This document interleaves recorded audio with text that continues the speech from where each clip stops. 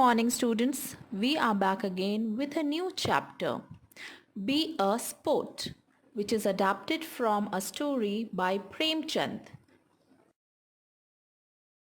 Students, in this slide, you can see a picture of a man, and this man is none other than our author, Premchand.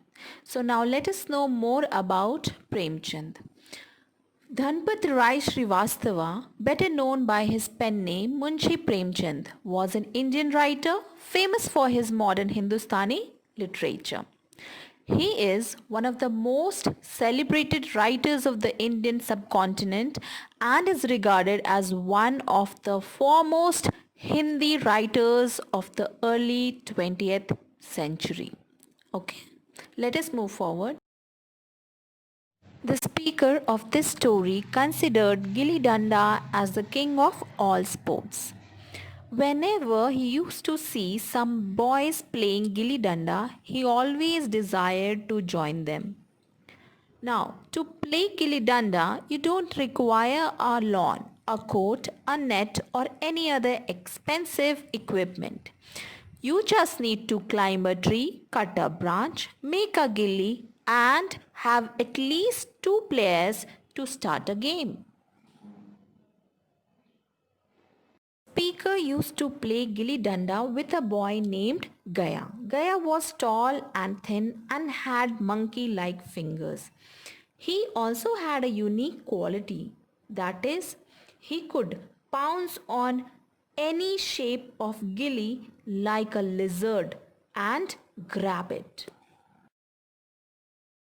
One day, Gaya and the speaker was playing, and suddenly they got into a huge fight.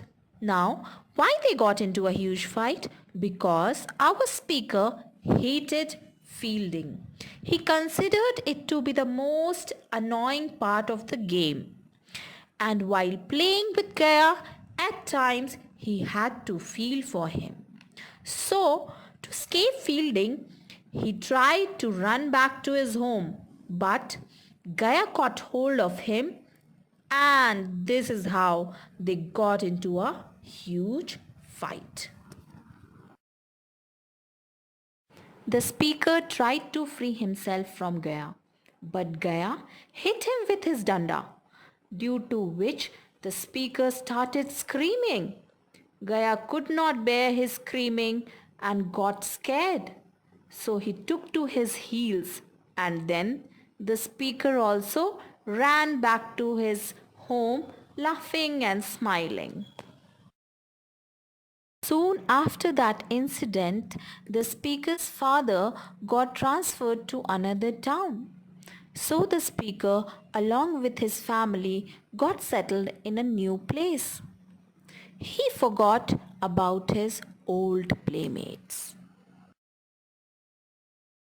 20 years went by and he qualified as an engineer.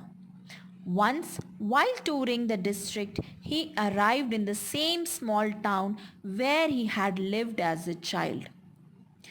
Over there, he stayed in a dark bungalow. He was very eager to bring back his old memories, so he went out for a walk but was really disappointed because everything around him had changed. Suddenly he saw some boys playing gilli danda. He caught hold of a boy and inquired about Gaya. To make no mistake, the boy inquired whether he was looking for the Gaya, the groom, that is, who works as a caretaker of the horses at the stable. The boy appeared in few minutes with a short dark man, and soon the speaker recognized his old playmate. Both Gaya and the speaker greeted each other, but the only difference was Gaya bowed his head down and addressed the speaker as Malik.